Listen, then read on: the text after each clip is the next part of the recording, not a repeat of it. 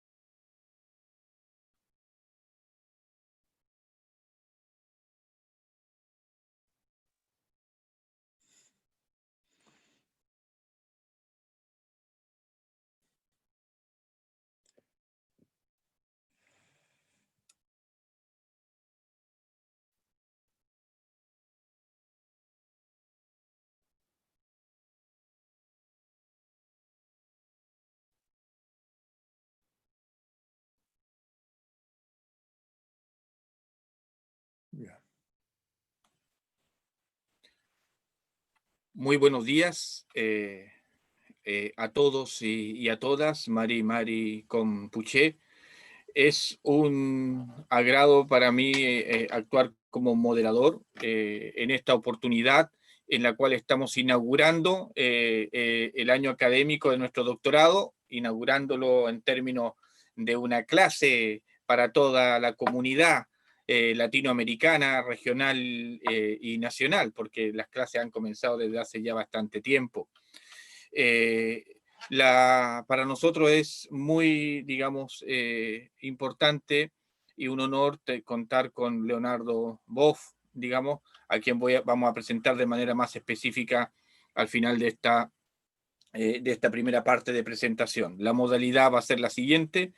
En un primer momento le voy a otorgar la palabra a la directora de posgrado de nuestra Universidad Católica de Temuco. Desde aquí estamos haciendo esta instancia, esta conferencia. En un segundo momento, muy brevemente, también le vamos a otorgar la palabra al director del doctorado en consorcio y quien en este momento coordina el consorcio del doctorado, al doctor Daniel Quilaqueo. Luego yo voy a presentar de manera muy general a nuestro invitado de honor y después Leonardo va a tener un tiempo de 40-45 minutos para poder plantearnos sus ideas e intuiciones. Doctora Bárbara, por favor. Muy buenos días a todos, a todas y a todos. Desde la Dirección de pós-grado da Universidade Católica de Temuco. Quisiera dar um carinhoso saludo a mis companheiros e companheiras de trabalho, que é sempre um prazer encontrá-los, aunque seja de forma virtual. A las 115 pessoas que nos acompanham nesta manhã, e em particular ao professor Leonardo Boff, que ha sido uma influência muito positiva de toda uma geração de la qual me incluyo. Então, é um tremendo honor poder compartilhar esta manhã com o professor Leonardo. Quisiera comentar-lhes que a direção de pós-grado, com seus 3 programas de doutorado e seus 16 programas de magíster, está sendo uma aposta decidida por la internacionalización de los programas y por lo tanto con la conexión de nuestros estudiantes y académicos con las demandas del contemporáneo. Y en ese sentido, esta actividad también viene muy apoyada por la dirección de posgrado, por borrar las fronteras del conocimiento y poder tornar el conocimiento accesible a todos los cantones de Chile y de otras partes de Latinoamérica. Muchísimas gracias, decano, por la invitación de poder estar aquí esta mañana compartiendo con todos ustedes.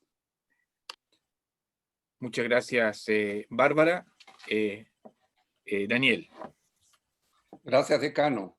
Muy buenos días a todas y todos, autoridades de nuestra universidad, académicos, estudiantes, invitados, ¿cierto? En nombre del doctorado en educación en consorcio, doy la bienvenida a esta clase magistral a la clase magistral del profesor Leonardo Boff en relación a los desafíos de la educación hoy, ¿ya? Nuestro doctorado es un doctorado en consorcio entre 4 universidades: la Universidad Católica del Maule, la Universidad de la Santísima Concepción, la Universidad del Biobío y nuestra Universidad Católica de Temuco. Nuestro programa está acreditado, ¿no es cierto?, por 4 años, reacreditado por 4 años, y ofrece 2 líneas de investigación en este momento: educación e interculturalidad, educación y formación de profesores. Estimado Leonardo Boff, bienvenido a nuestras universidades de las regiones.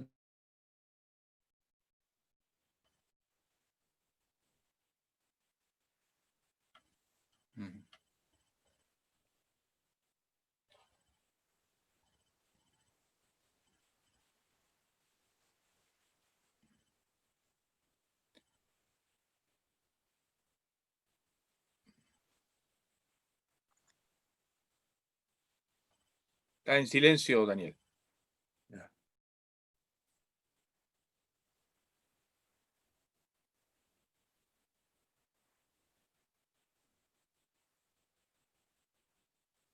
¿Ahora?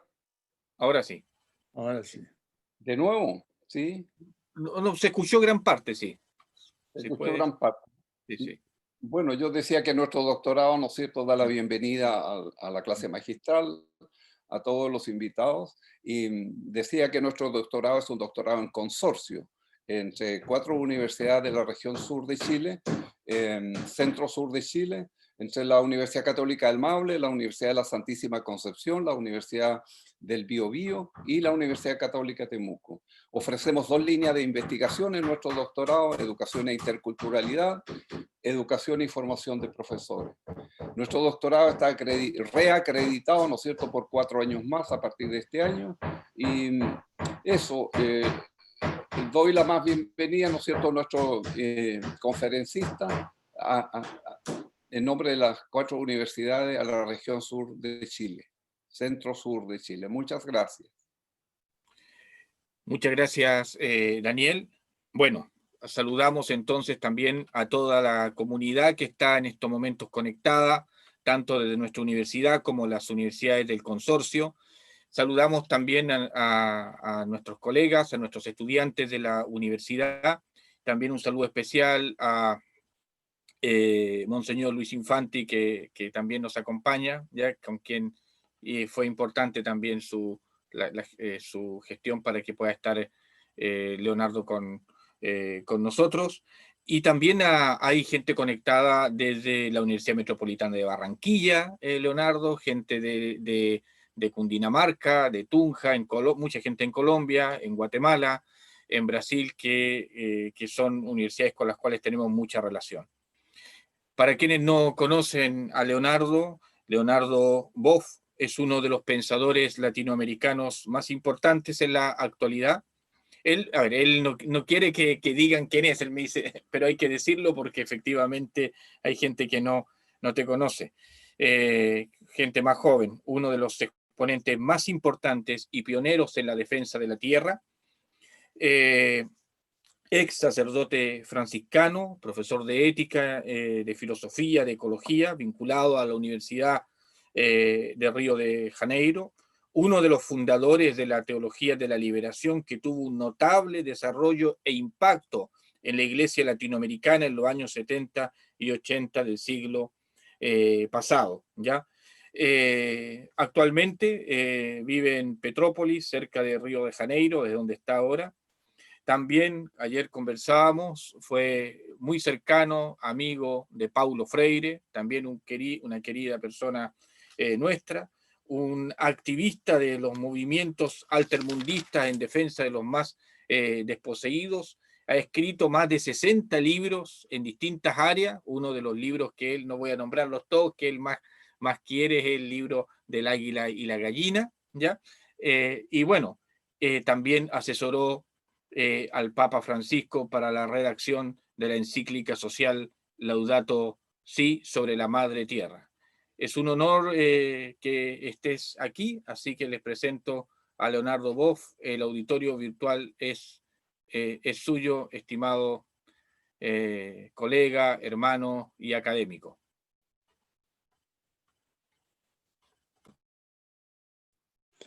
Muy buenos días a todos y a todas.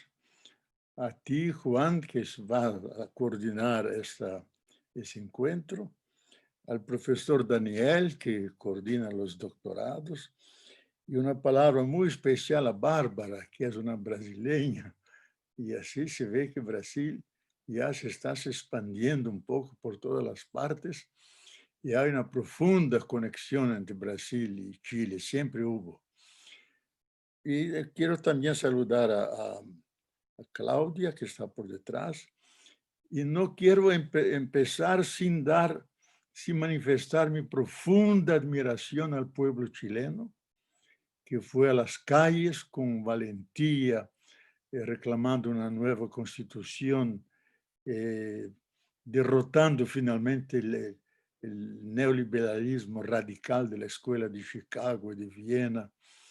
Y los envidiamos mucho porque nosotros vivimos una situación extremadamente difícil, con presidentes de los más tontos de nuestra historia.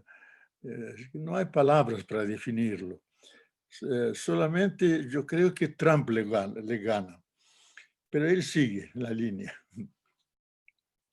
Y ahora está como un bólido en el aire porque Trump cayó y él se siente perdido. Y está por ahí desesperadamente solitario. Entonces, quiero saludar a todos los profesores, colegas, los que están siguiendo este encuentro y espero que sea útil, importante. El tema que han propuesto me parece de extrema actualidad. Yo veo que hay 3 retos que afectan directamente la educación. El primer reto es la pandemia, el coronavirus. Porque por la primera vez un virus ha afectado la Tierra entera, la humanidad entera.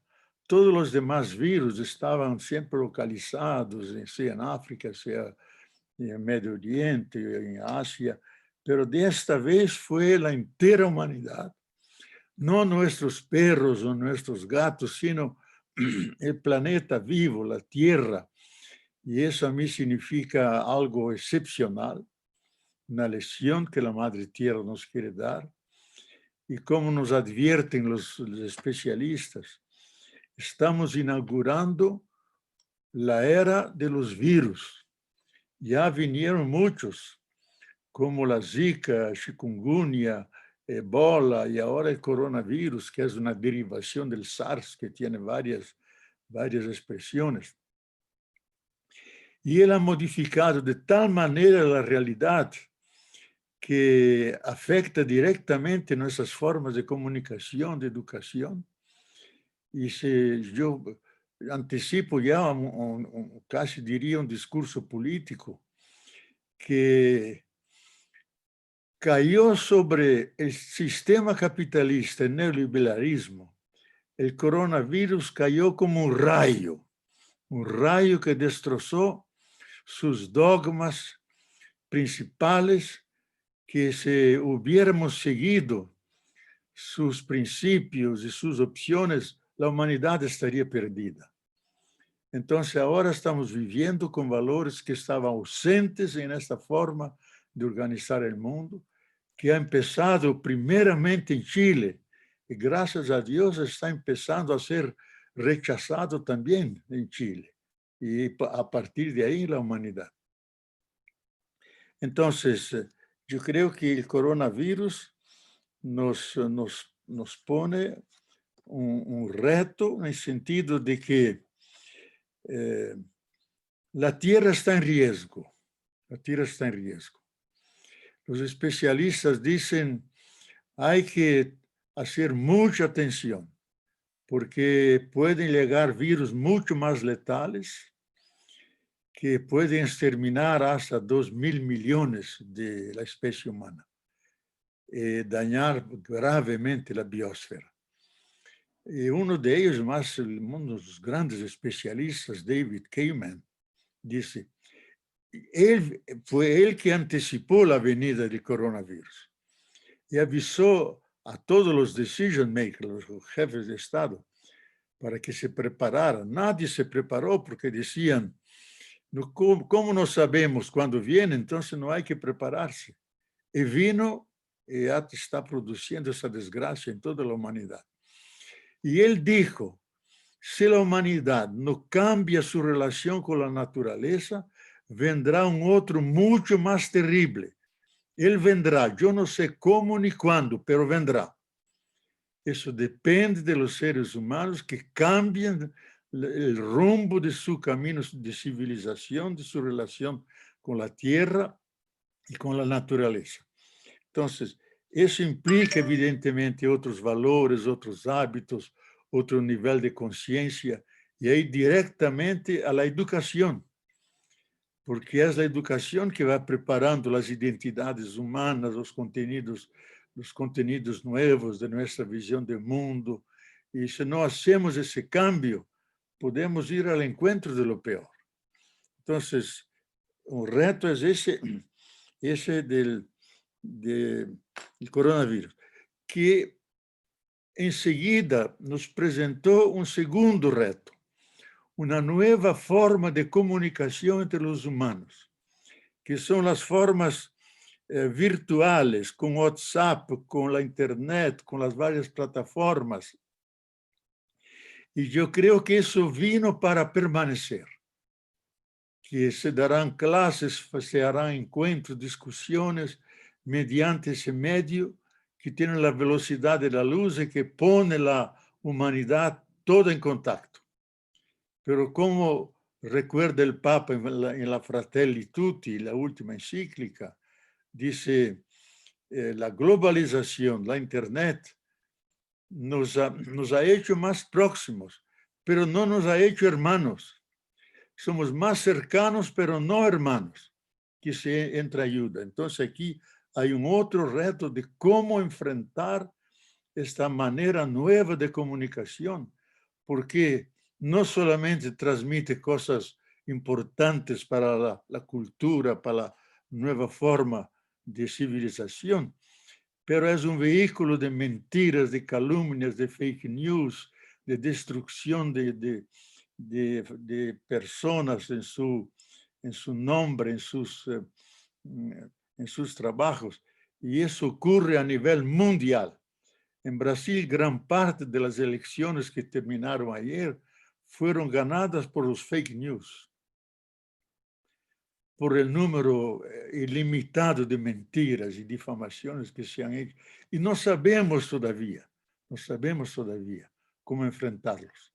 Posiblemente vamos a acostumbrarnos a discernir, a desarrollar técnicas y un nuevo tipo de inteligencia para no ser engañados y estar vinculados a la verdad y no vivir en el mundo de la posverdad.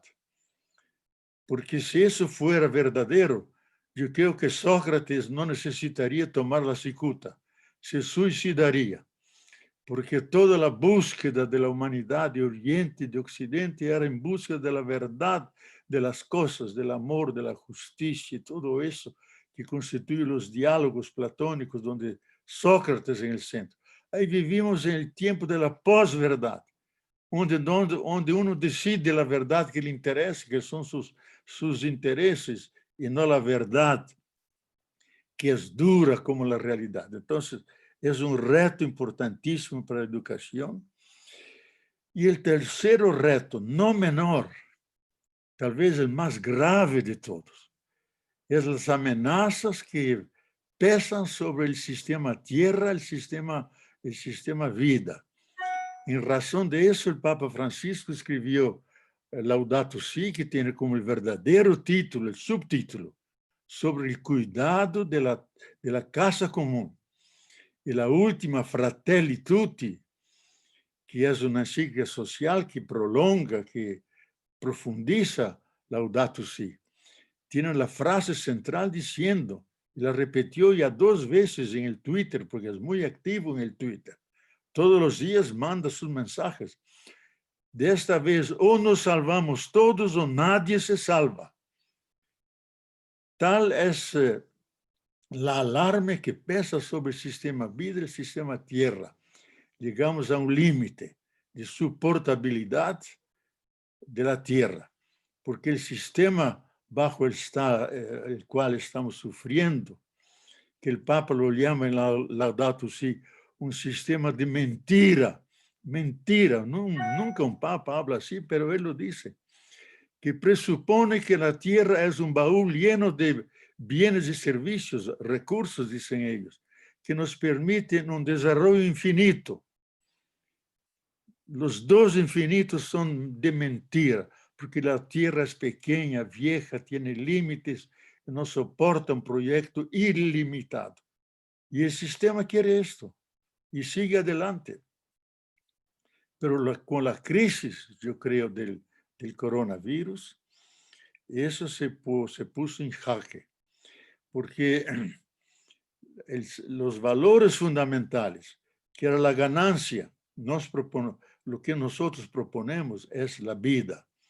No es la competencia, sino la cooperación. No es la devastación y superexploración de la naturaleza, sino el cuidado de la naturaleza. Cuidado de las personas de unos a otros para no contaminarnos. Y convivir como seres humanos y no cada uno en su individualismo, en el sentido de que todos somos interdependientes, dependemos unos de otros y una cadena de relaciones nos une a todos. Todos esos son valores que estaban ausentes en el sistema. Y la novedad de la Fratelli Tutti, todos los valores que estaban ausentes, o se vivían de forma privada, subjetiva, en esa encíclica Fratelli Tutti, hermanos todos, él los ha generalizado y universalizado. Por eso la fraternidad universal, el amor social, la cooperación de todos con todos, la compasión con todos los seres que sufren de la naturaleza, de los seres humanos, la colaboración universal en todos los puntos, el cuidado ilimitado entre los seres humanos y con la naturaleza. Si no hacemos ese cambio y esa generalización de esos valores, no tendremos futuro. Y lo dice la encíclica claramente. Estamos en el mismo barco, en la misma barca. Y nadie va a salvarse solo. Tenemos que salvarnos todos juntos, siguiendo esos valores. O hacemos una conversión radical ecológica o vamos al encuentro de lo peor. Yo radicalizando diría, vamos al encuentro del camino ya percorrido pelos dinosaurios, 67 millones de años atrás, que después de vivir 133 millones de años sobre la Tierra, porque tenía la sangre que se adaptaba a todos los climas, desaparecieron en una generación, porque cayó un meteoro rasante en el Caribe y eliminó a todos ellos. Entonces, esos tres retos nos obligan a enriquecer y repensar no solamente los métodos, también los contenidos de nuestra educación. Evidente, tenemos que seguir el camino clásico de toda educación que Jacques Delors, cuando era presidente de la UNESCO, en principio de ese siglo, dije, la educación del siglo XXI deberá ser aprender a conocer, aprender a pensar, aprender a ser, aprender a vivir, aprender a convivir. Muy bien. Pero yo creo que hay que profundizar eso. Aprender a conocer y distinguir lo que es mentira, lo que es verdad, lo que es un fake news, lo que es la transmisión de un conocimiento. Y casi todos los conocimientos sabemos que en esa cultura no se destinan directamente a la vida, sino al mercado, primeramente, a las ganancias, a no salvar vidas de la naturaleza y de las personas. No basta aprender, conocer, sino aprender a pensar. El Google sabe todo, tú encuentras todo en el Google. Yo traduje La imitación de Cristo del año 1441, una nueva traducción. Está toda la edición, la primera edición de 1441, está todo en el Google, con esa caligrafía muy rara, medieval. Está todo ahí. Pero el Google no piensa nada, sabe todo, pero no piensa. Y pensar es darse cuenta de las cosas que están por detrás. ¿Cuáles son los intereses? Como ese gran filósofo alemán Habermas, que escribió un libro clásico, Conocimiento e Interés. Todo conocimiento oculta intereses. Y hay que ver qué intereses, si son buenos para la vida, para la humanidad, o si son buenos para el capital, para los intereses particulares o corporativos, o solo puramente para la acumulación. Entonces, lo que necesitamos más que todo hoy es aprender a pensar, porque es la esencia del ser humano, uno que aprende las razones de las realidades, ver lo que está por detrás de todo y su singularidad es pensar la realidad. Pero más que pensar es también construir nuestro ser. La educación es una forma de construcción de nuestra identidad como personas. Nacemos todos completos, pero no estamos listos. Vamos creando en la historia nuestra identidad, nos vamos haciendo personas humanas, hombres y mujeres, y es un reto que nos persigue toda la vida. Maturana, ese gran biólogo chileno, que nosotros, teólogos de la liberación, nos hemos arrepentido de no conocerlo antes de leer los textos de Marx y otros, porque Maturana nos habría enseñado muchísimas cosas. Y él enseñaba eso, que no basta la escuela es el lugar donde hacemos la síntesis, la arquitectónica de los saberes, pero el lugar de la enseñanza es la vida, donde se dan los intercambios, donde encontramos las realidades y aprendemos unos de otros, nos enfrentamos con las dificultades y vamos creciendo. Entonces, construir el ser. Y hoy, más que todo, más que el ser, aprender a vivir y convivir. Porque vivimos una fase nueva de la humanidad, que es la fase de la tierra globalizada, la tierra que se descubre como casa común, por la primera vez. Es la visión que los astronautas nos han transmitido. Hay un libro bellísimo sobre eso, the overview effect, que es el testimonio de los astronautas americanos, rusos, europeos, que han visto la Tierra desde afuera de la Tierra, desde sus naves espaciales o de la Luna, y decían dos cosas fundamentales. Que desde la Luna, desde nuestras naves, no hay diferencia entre humanidad y Tierra. Es una única entidad, no es una unidad compleja, es una única entidad. Nosotros somos Tierra, que en un momento alto de su complejidad empezó a sentir, empezó a pensar, a amar, a venerar. Ahí rompió el ser humano, hombre y mujer. Y eso lo dijo muy bien el gran cantante argentino Atahualpa Yupanqui, que el ser humano es el ser que canta, que piensa, que anda. El ser humano es tierra, y somos tierra. El Papa lo dice en la encíclica, el número 2 de Laudato Si. Somos tierra, donde vienen todos los seres. Entonces, aprender a convivir con todos esos, con sus diversidades y descubrir que todos somos africanos, porque todos nacimos primeramente en África. Y los 3 primeros millones de años nos quedamos en África. Ahí se han creado las estructuras mentales fundamentales que constituyen nuestra humanidad. Después se han distribuido para todas las partes del mundo. Pero nunca hay que olvidar nuestras raíces africanas, las raíces comunes. Y ahora, después de la gran dispersión, del gran exilio, estamos volviendo a un punto común que es el planeta Tierra, la casa común. En donde descubrimos que no hay otra casa común que no sea la Tierra y que debemos convivir aceptando nuestras diferencias. Y ahí dice el Papa, la fraternidad tiene que ser universal. Todos somos hermanos y hermanas.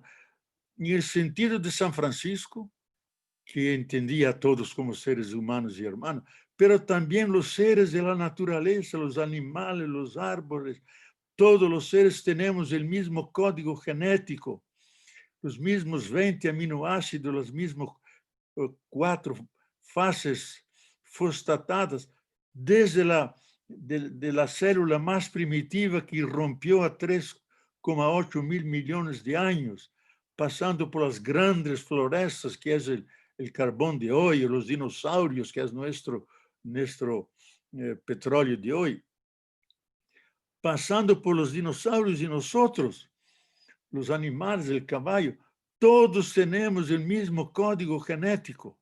Lo que San Francisco decía en su intuición cósmica y mística, nosotros sabemos por un dato de ciencia. La Carta de la Tierra, uno de los documentos más importantes, junto con la encíclica del Papa, yo participé activamente en la Carta de la Tierra, bajo la coordinación de Mikhail Gorbachev. Dice eso, hay un lazo de fraternidad que nos une a todos los seres, que constituye la sagrada unidad de la vida en sus varias formas de manifestación. Entonces tenemos que aprender a convivir y superar los prejuicios, las exclusiones, las guerras que hemos conocido. En los últimos 3 siglos hicimos guerras donde más de 200 millones de personas fueron muertas, porque primero eran ejércitos que se enfrentaban. Después con Hitler fuera la Totalkrieg, era la guerra total, destruir todo el país, todos sus puentes, sus aguas, sus monumentos, sus ciudades, guerra de pueblos contra pueblos, la más grande inhumanidad. Y hoy estamos en esa eminencia. Chomsky hace 2 semanas dijo, tenemos gobernantes insanos que pueden utilizar las armas químicas, biológicas y nucleares, que pueden destruir toda la vida por 15 formas diferentes. La vida de los microorganismos, que son trillones y trillones y trillones, continuarán. tal vez la propia gran parte de la naturaleza, pero la Tierra puede seguir adelante, circulando alrededor del Sol, pero sin nosotros. Y esa es una realidad que puede ocurrir a cada momento, porque la maquinaria de muerte ya está construida por la irracionalidad de la razón moderna, tan criticada para Laudato Si, y el Papa en la Fratelli Tutti le hace la crítica más feroz, porque dice es una racionalidad asesina que mata vidas de la naturaleza y mata vidas humanas, y tenemos que superarla por la razón cordial del corazón, que tiene mucho más edad. Cuando irrumpieron los mamíferos a 220 millones de años, irrumpieron los mamíferos, y rompió junto el cuidado, el amor, porque cuida de su crianza. Y nosotros no somos animales racionales, somos mamíferos racionales. Ahí emergió el cerebro límbico, que es el cerebro de las excelencias, del amor, de la empatía, de la ética, de todos los valores ligados a la sensibilidad. Solamente a 8 o 9 millones de años surgió el cerebro neocortical, la razón intelectual, técnico-científica. Y hoy ella ha establecido una especie de dictadura sobre todas las demás. El gran reto que el Papa plantea en la Fratelli Tutti es enriquecer, sanar la razón técnico-científica con la razón cordial, con la razón sensible, que escucha simultáneamente el grito del oprimido, el grito de la tierra, y los baja de la cruz porque ambos están crucificados. Entonces, junto con el convivir, tenemos que incluir, yo creo que es algo que es de la esencia del ser humano, es el cuidado, el cuidado. Sabemos por el mito del esclavo higino que viene de lá de los romanos, pasando por los medievales, los filósofos alemanes, culminando en Heidegger, en su libro famoso Ser y Tiempo, y el miollo del libro, el parágrafo 42 a 44, se pregunta cuál es la esencia del ser humano. Y él dice, no es ni el espíritu, ni la creatividad, ni la libertad. La esencia del ser humano es el cuidado, porque si no hubiera el cuidado de todos los factores y energías del universo, de la Tierra, que se unieran, sería imposible la emergencia de la vida consciente del ser humano. Y da un ejemplo. Todos nosotros somos hijos y hijas del infinito cuidado de nuestras madres, porque si fuéramos abandonados en la cuna, porque no tenemos ningún órgano especializado, moriríamos en 2 o 3 días.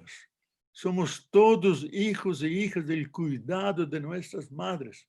Entonces él dice, la esencia del ser humano es cuidado, porque sin cuidado no hay vida, ni humana, ni vida natural, ningún organismo puede vivir sin vida. Entonces, hay que incorporar en nuestra educación el sentido de cuidado de todas las cosas. Todo lo que amamos, cuidamos, y todo lo que cuidamos, amamos. Enseñar desde los niños a separar la basura, cuidar del agua, cuando va a atravesar la calle, cuidar de todo, porque si no cuidamos podemos morir, podemos desaparecer. Entonces el cuidado es un elemento que hay que insertar dentro de nuestro proceso de educación, incorporarlo, mejor, desentrañar lo que está en la esencia de nosotros. El cuidado no se lo enseña, se lo desentraña, porque pertenece a la esencia del ser humano. Y ahí, cuidando de la tierra, de los otros, podemos garantizar un futuro de esperanza, un futuro de vida para toda nuestra cultura. Entonces, el cuidado es importante. Junto con el cuidado, yo creo que hay que añadir el sentido espiritual de la vida. Entender la espiritualidad no como una definición de religiosidad, la espiritualidad como un dato antropológico que tiene el mismo derecho como la voluntad, la libido y otros valores, porque tenemos el reino del cuerpo con todas las medicinas, tenemos el reino de la psique con todas las escuelas de psicanálisis, tenemos el reino del espíritu, que es el reino de lo profundo.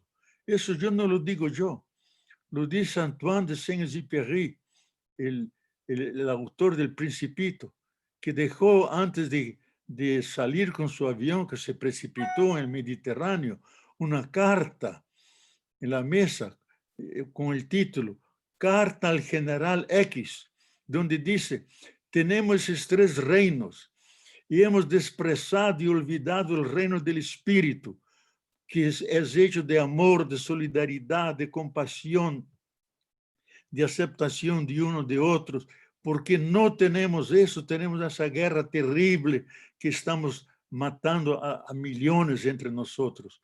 Y ahí termina diciendo, tenemos nostalgia de Dios, que nos da la conexión y alimenta nuestra espiritualidad.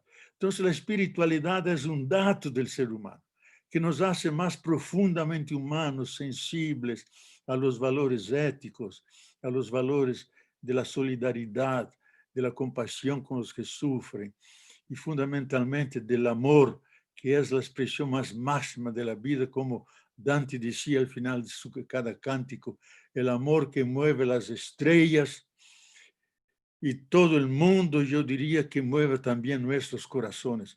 Entonces, insertar también esa dimensión espiritual dentro del proceso de educación, reservarse el tiempo para uno dialogar con su profundidad, darse cuenta que tiene esa dimensión que es la más excelente del ser humano.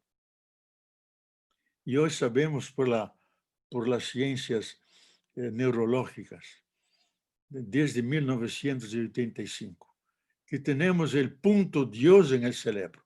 Eso no es una invención de teólogos, es una invención de grandes neurólogos que han dicho cómo tenemos órganos exteriores como ojos para ver, oídos para escuchar. Tenemos un órgano interior que es el vantaje evolutivo del ser humano, que capta que fuera de nosotros hay una energía amorosa, poderosa, que todo sustenta, que nos sustenta a nosotros, que permite nuestra comunicación que estamos haciendo hasta ahora. Que el ser humano es capaz de captar esa energía, abrirse a ella, dialogar con ella y sentir una profunda veneración. Esa es la dimensión espiritual del ser humano. Y el más grande científico es una física cuántica que escribió un libro entero con su marido, un neurólogo, Dana Zohar, la inteligencia espiritual. Dice, tenemos la inteligencia intelectual, tenemos la inteligencia sensible, pero tenemos más que todo la inteligencia espiritual, que nos hace más humanos, sensibles, más éticos, sin la cual nosotros no tendremos futuro. La desgracia de nuestra cultura, que ha cubierto de cenizas ese punto Dios en el cerebro. Tenemos que liberarlos para sermos de nuevo humanos, sensibles, salvar la vida, garantizar un futuro bueno para toda la humanidad, para la tierra y para toda la vida. Yo voy a terminar porque ya está la hora y sería bueno profundizarlo con las preguntas. Yo creo que más que todo esas formas de aprendizaje, aprendizar a ser espirituales, al final decir, nunca perder 2 cosas. Nunca perder la esperanza. Y a San Agustín decía que tenemos 3 virtudes. Tenemos la fe, la esperanza y el amor. Si perdemos la fe, no morimos. Si perdemos el amor, encontramos otro. Pero si perdemos la esperanza, la alternativa es el suicidio. Pero la esperanza tiene 2 bellas hermanas, que es la indignación contra todo que está mal y el valor, el coraje para cambiar lo que todo está mal. Tenemos que enamorarnos de esas 2 bellas hermanas, la esperanza, nunca abandonarlas. sentir la esperanza no como una virtud entre otras, pero como decía ese gran filósofo Ernst Bloch, la esperanza como un principio, como una especie de motor dentro de nosotros que continuamente proyecta sueños, proyectos, utopías que nos hace andar cada vez más. Entonces, alimentar la esperanza.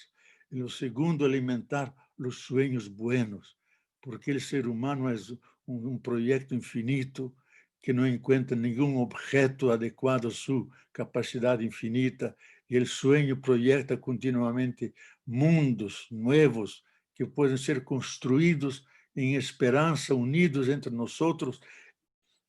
Uniendo esperança com o sonho, podemos construir um outro tipo de civilização.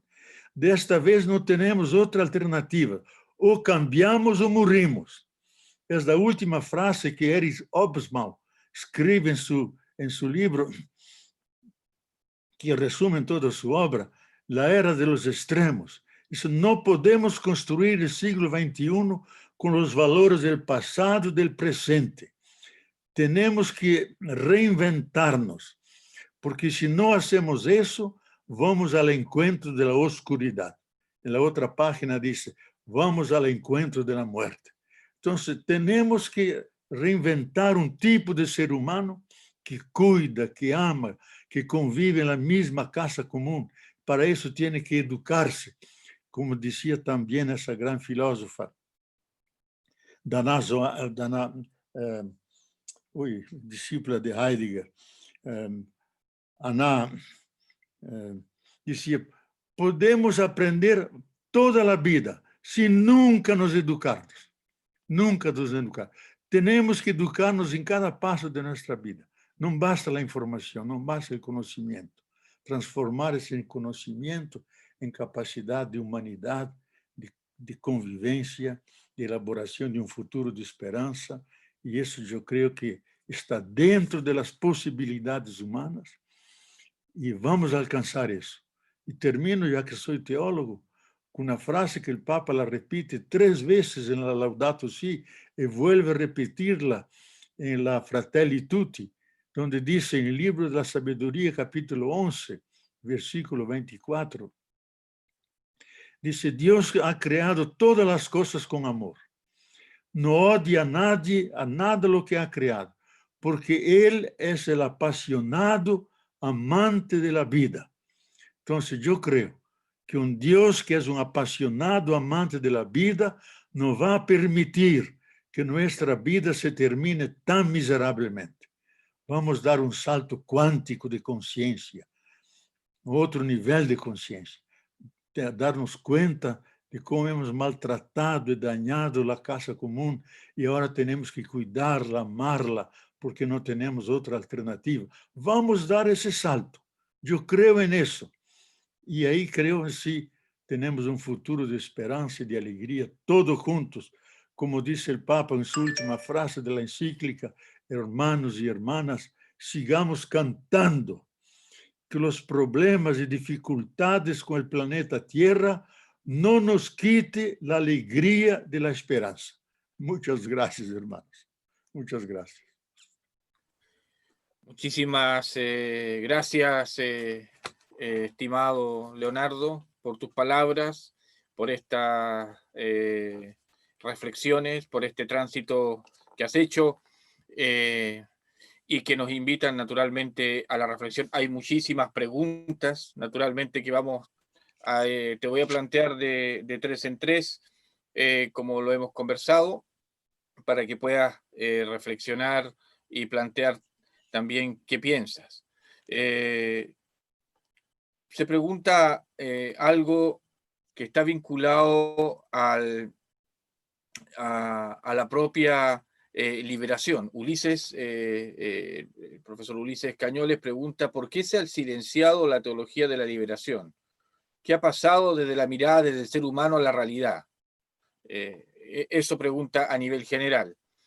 Sí. Luego, Marcelo Careaga pregunta si aún no nos hemos liberado del neocapitalismo y el neoliberalismo, ¿por qué, digamos, la teología de la liberación dejó de estar presente en el debate. Entonces, hay una primera pregunta, un primer set de preguntas que tiene que ver con esa línea, ¿ya? Y también yo conectaría eso con una pregunta de Loreto Libuy, donde plantea cuál es el vínculo que podría existir entre el cuidado, el buen vivir, como lo conciben muchos de nuestros pueblos originarios en Abya-Yala, en América, y la formación de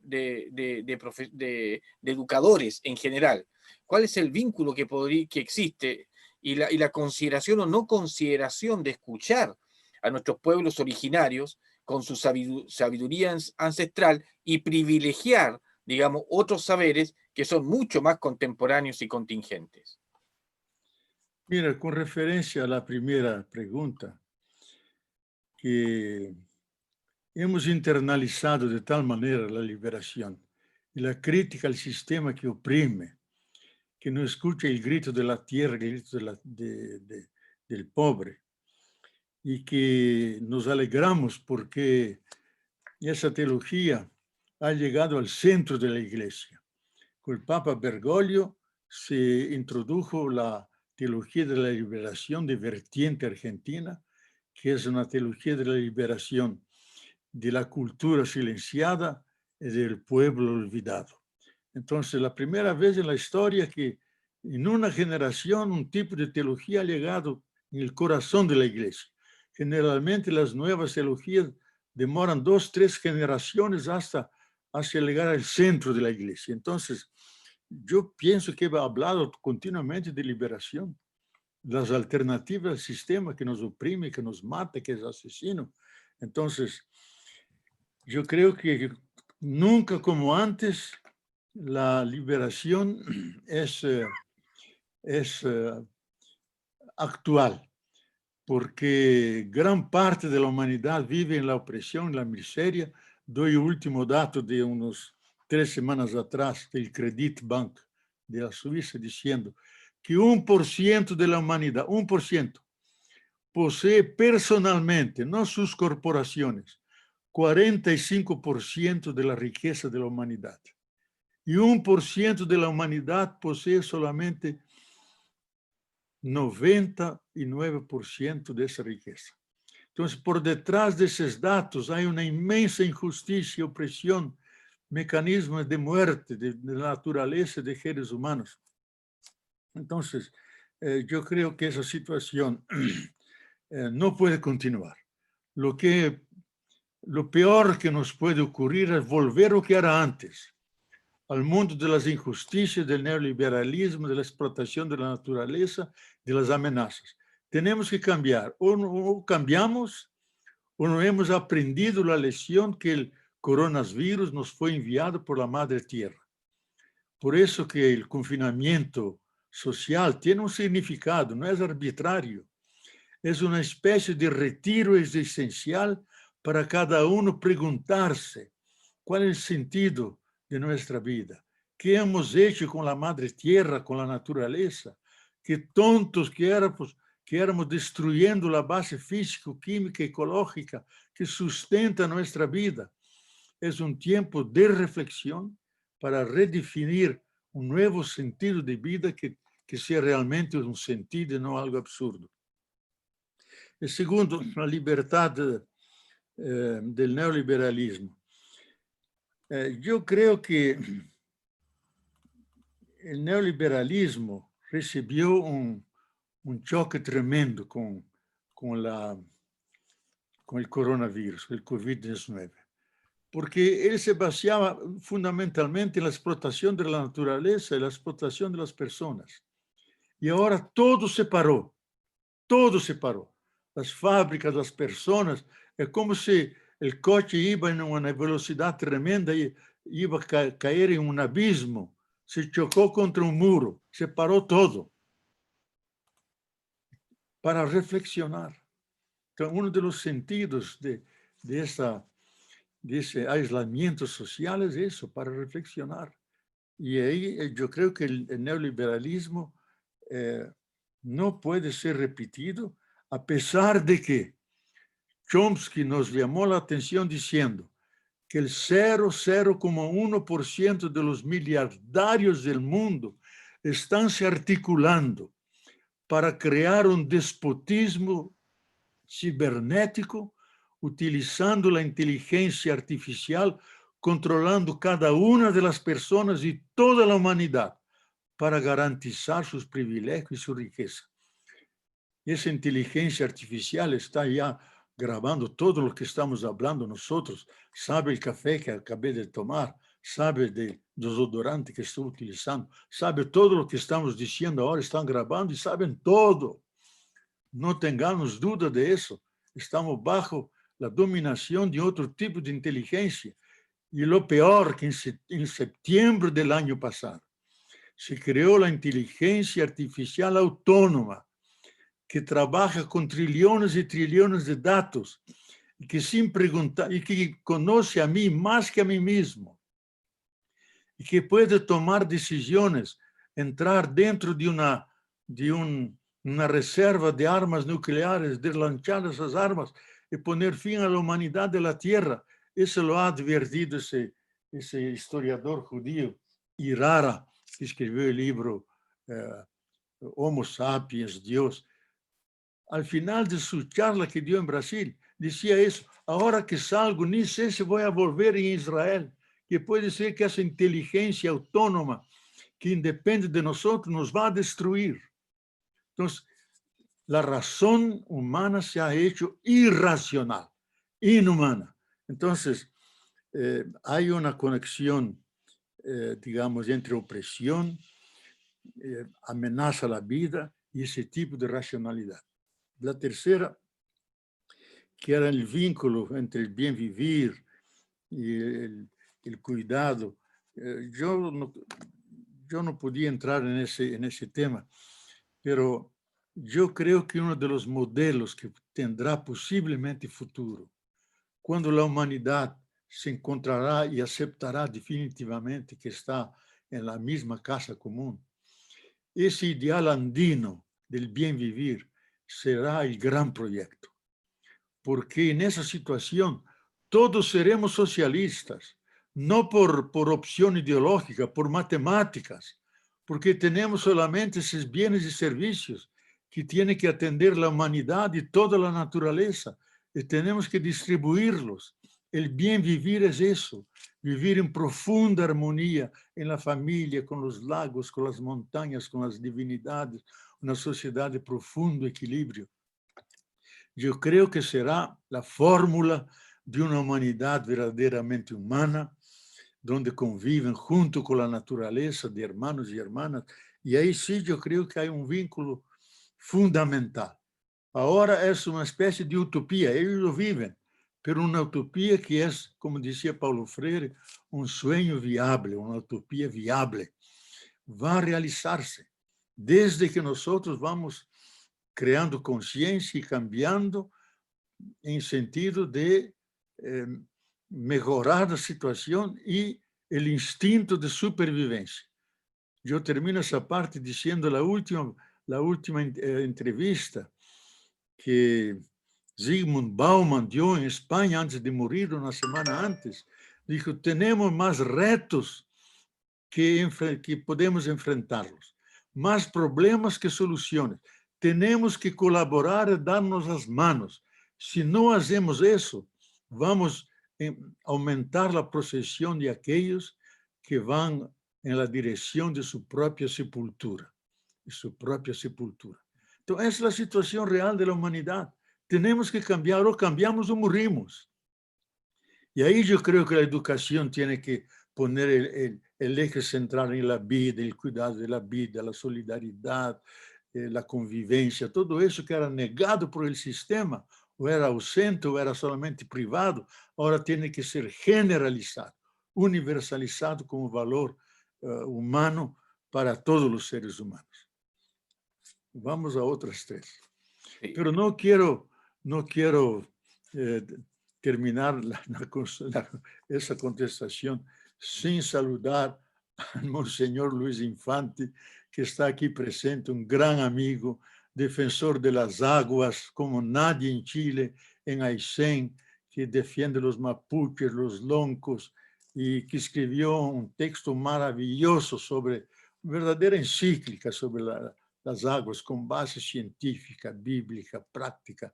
Me alegra mucho que está aquí. Y siempre que hay un encuentro en Brasil sobre ecología, ahí está Luis Infante participando, porque es un tema esencial para él y para toda su diócesis. Un saludo a ese gran amigo. Muy bien, vamos ahora con otras preguntas y otro set de preguntas que involucran a la responsabilidad que tienen las universidades como instituciones de educación superior. Luis pregunta, ¿es la academia con sus disciplinas desconectadas unas con otras parte del problema o parte de la solución? ¿Cuál ha sido realmente el rol de las universidades en este sentido? ¿Ya? Luego, también ahí se pregunta si tiene sentido, Yochoa pregunta, seguir en las escuelas, en las universidades, con una orientación tan académica, centrada en la calificación, es decir, colocarle notas, calificaciones a las personas, en relación a la necesidad de una columna ética como sostenedora más del cambio de conciencia, de acuerdo a lo que se expone. Y Bárbara pregunta también como brasileña, como feminista, ¿cuál es la opinión que tiene sobre la contribución de las mujeres en la construcción de una educación superior, más inclusiva y más preocupada? En realidad tiene que ver con el rol que tiene la mujer en esta construcción también de inclusividades. Esas serían las otras tres preguntas. Vamos a la primera. Yo creo que las universidades tienen una función fundamental en dos sentidos, porque dentro de la universidad se elabora la conciencia crítica, los varios saberes, y también crea los cuadros fundamentales que una sociedad compleja como la nuestra necesita, de médicos, ingenieros, enfermeros y todo tipo de saberes especializados. Pero gran parte de la ciencia que hacemos en nuestras universidades no tiene como centralidad la vida. Van al mercado, van a los negocios y pueden servir a crear instrumentos y formas de destrucción como conocemos hoy. Es también fruto de la investigación científica que sale de las universidades. Entonces, las universidades tienen esa doble función. Son siempre un centro de grandes reflexiones, utopías, proyecciones de la sociedad, y eso es fundamental. Y a la vez puede ser un refuerzo del status quo, formar cuadros para el sistema sin poner el sistema en jaque y sin buscar alternativas. Entonces van reforzando el sistema. Entonces, esa dimensión de crítica, las universidades tienen que incorporar.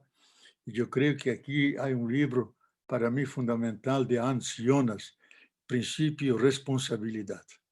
Responsabilidad significa darse cuenta de las consecuencias de nuestras acciones y de nuestros saberes. Y él ponía el imperativo categórico, casi kantiano. Pregunta siempre cuál el maleficio, el beneficio que tienen tus saberes y tus acciones a la vida y a la naturaleza. Si son buenas o si son malas a la naturaleza, a la vida. Eso yo creo que es una cuestión que debemos continuamente poner y hacer que la ciencia se haga siempre que con conciencia, con sentido ético. No es porque podemos las cosas, vamos a hacerlas. Podemos nos autodestruir, pero si tenemos conciencia, vamos a proteger la vida.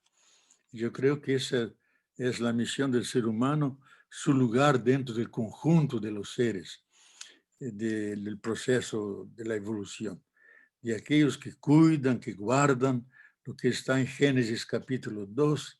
El ser humano está puesto en el jardín de Edén para guardar y cuidar de esa herencia sagrada que recibimos del universo o recibimos de Dios. Entonces la universidad es un lugar y tiene esa ambigüedad.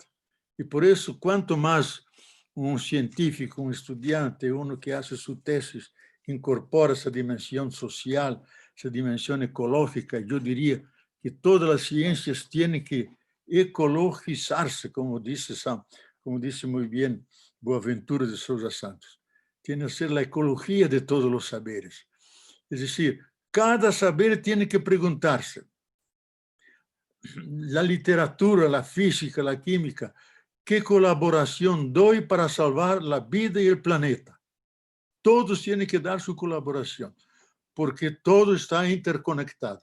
Si la realidad toda es una red de conexiones, la ciencia no puede ser atomizada. Tiene que ser como la realidad, conectarse con todos los saberes. No es una suma de saberes, sino articulación de saberes en función de conocer mejor la realidad y salvar el planeta y la vida. La segunda pregunta tan importante también, ¿tiene sentido las universidades, las cualificaciones? Mira, eso va en la línea de la primera pregunta. ¿Tiene sentido las calificaciones? Yo necesito de un médico, no cualquiera, un brujo, un chamán que dice que inventa hierbas y me da cosas. No, yo quiero un médico serio. Si voy a construir una casa, yo quiero un ingeniero que sepa exactamente las matemáticas y los cálculos. La sociedad nuestra necesita fundamentalmente de cuadros, de especializados, de saberes que solamente la universidad puede introducir. Y sabemos que hasta la gran revolución de la universidad hecha por Humboldt, 1804. Antes era solamente las ciencias humanísticas que venían del mundo medieval. Todas las ciencias, física, las ciencias naturales, estaban fuera con sus institutos y los puso dentro de la universidad. Yo postulo y lucho por eso, que además del saber humanístico y el saber científico, hay que incluir el saber popular, porque el pueblo sabe mucho. Ignorante es aquel que piensa que el pueblo es ignorante. Eso nos ha enseñado mucho Paulo Freire. El pueblo sabe mucho. Yo cuando acepté ser profesor en la Universidad de Río de Janeiro, puse como condición que todas mis clases fueran abiertas a todos los que quieran, la calle, las comunidades de base, los grupos. Y no había sala que comportara alumnos que iban a escuchar algo. Entonces, y yo escondía varios de ellos y después los hacía hablar. Ellos encantaban a las personas porque no decían palabras, decían cosas, testimonios. Y ahí hay saberes que enriquecen, hacen un reto a la academia. Entonces, ese trueque de saberes, saber popular con saber científico, abre muchas ventanas sobre la realidad. Y no sabemos lo que es la realidad, pero tenemos muchas ventanas por las cuales vamos comprendiendo esa realidad. La última de Bárbara, eso considero muy, muy importante, Bárbara. Yo en esa campaña de las elecciones me empeñé enormemente para que las mujeres fueran candidatas y ganaran como alcaides, como representantes del pueblo, y junto con Rosa Marie Muraro, que fue la primera que en Brasil introdujo el tema del feminismo. Antes de morir dije, Rosa Marie Muraro, antes que tú mueras, vamos a hacer una síntesis de los 20 años que hemos trabajado junto el tema de lo femenino y masculino. Escribimos un libro, lo masculino, lo femenino, una nueva relación para un nuevo paradigma. Entonces, yo creo más do que nunca, para responderte rápidamente, Bárbara, yo cito la introducción que la FAO ha hecho hace 2 años. La FAO que cuida del hambre, de la agricultura, y hace un prefacio y termina diciendo, hay que dar más poder de decisión a las mujeres si queremos salvar la vida. no dice poder de participación, porque siempre han participado. Poder de decisión.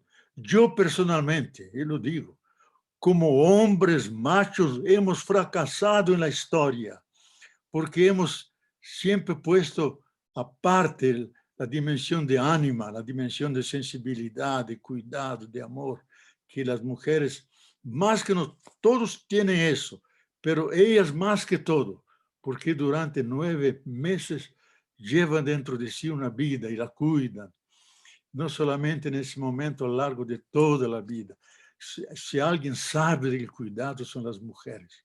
Entonces, ellas tienen que tener mucho más importancia en las decisiones políticas, porque la vida está amenazada y ellas más que nosotros, y juntos, no contra, y digamos, reanimando la guerra de género y de sexo, no.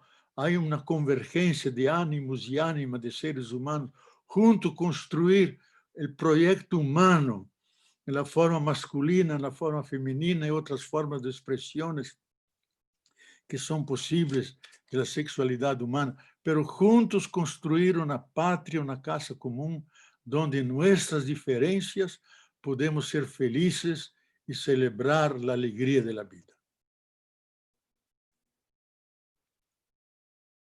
Bien, vamos entonces a las últimas dos preguntas, también por el tiempo que tiene Leonardo y también para ir ya finalizando. Rodrigo pregunta, ¿cómo puede Leonardo, la Iglesia como institución, dice, volver a ser fuente de esperanza para la humanidad? ¿Ya? Y Luis pregunta desde Aysén, ¿cómo, pensando en la escuela, no en la universidad, sino que en la escuela, en la escuela, en el liceo, cómo la escuela como institución, si actúa como reproductora del sistema, puede reinventarse y ser de verdad una señal de esperanza para los niños que están en el fondo siendo educados más bien para estar articulados al sistema más que para otra situación. Y para finalizar, Claudia pregunta por la metáfora sobre la condición humana, más águilas, menos gallinas, más gallinas, menos águila. ¿Cuál es el mensaje en definitiva que se quiso plantear ahí? De ese hermoso libro que usted escribió hace un tiempo. Esas son las últimas preguntas. Sí. Leonardo. La primera de Rodrigo me olvidé, porque como soy viejo me olvidé. Era la primera pregunta de Rodrigo. Sí, Rodrigo pregunta, ¿cómo puede la Iglesia, como La institución, Iglesia, ahora sí. ser fuente de esperanza para la humanidad? Mira, Rodrigo, yo creo que hay que distinguir la Iglesia como gran institución, que hay el Papa, cardenales, obispos y sacerdotes, la gran masa de pueblo que no tiene su ciudadanía eclesial garantizada. Son verdaderas masas de creyentes. Y el pueblo de Dios, que es otra cosa. Aquellos que siguen el camino de Jesús, que crean otra dimensión de iglesia, que no es más movimiento que institución. Yo creo que ese tipo de institución es la única teocracia que existe en el mundo, porque ahí el poder todo está centralizado en el Papa. En el canon 133 se dice que el Papa tiene el poder absoluto, directo, sobre cada persona, sobre todas las iglesias, sobre toda la iglesia. Si uno borra la palabra Papa y pone Dios, funciona. Esa es una cosa imposible, es la arrogancia máxima. Entonces, una cosa es la iglesia institución, que no nos ha dado ejemplos. De la curia romana no sale ningún santo. Salen burócratas, pedófilos y otros tipos que conocemos, y ladrones de bancos, del Banco Vaticano y tal. pero del pueblo de Dios no salen mártires, no salen personas que dan testimonio del camino de Jesús, de amor incondicional, de solidaridad. Entonces yo creo que hoy más que todo hay que subrayar el odos tu Cristo. El libro de los Hechos de los Apóstoles dice la airesis tu Cristo, la herejía de Jesús, que en el sentido griego antiguo, herejía no era herejía doctrinal, era el pequeño grupo de Jesús. Entonces, yo creo en el movimiento de Jesús. Y ahí pueden estar ateos, pueden estar personas de todo tipo. El Papa lo repitió muchas veces. Es casi algo que está siempre en la cabeza de él. Que él prefiere un ateo ético y de buena voluntad que un católico sin solidaridad y sin amor a los demás y sin defensa de la tierra.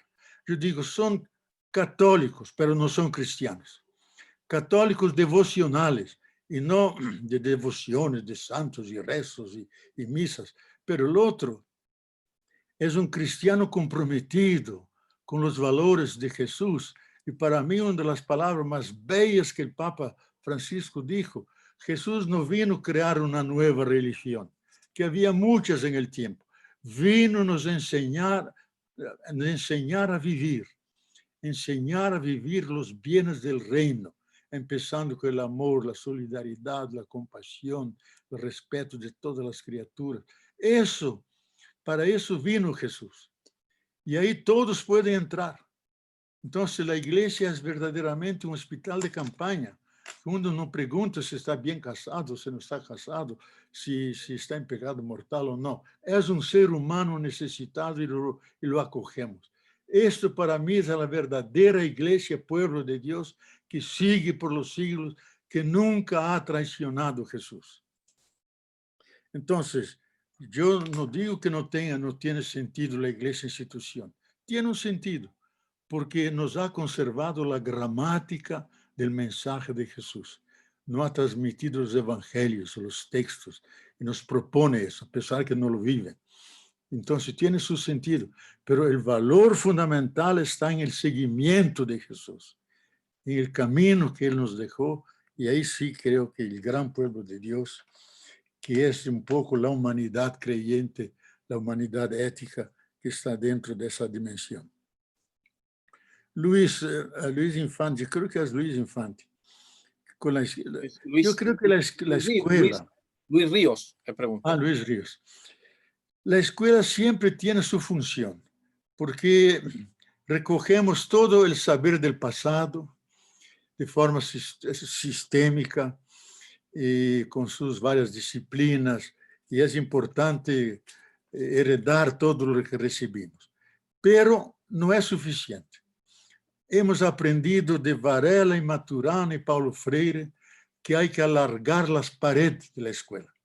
Hay que llevar las personas en la realidad, saber cómo funciona la realidad, cómo funcionan los semáforos, los shoppings, cómo funcionan los negocios, hacer el trueque de conocimientos, enriquecerse con el choque de la realidad, por las experiencias que hace. La escuela es el lugar donde hacemos la síntesis de todo eso y vamos formando nuestra cabeza, nuestra visión de mundo.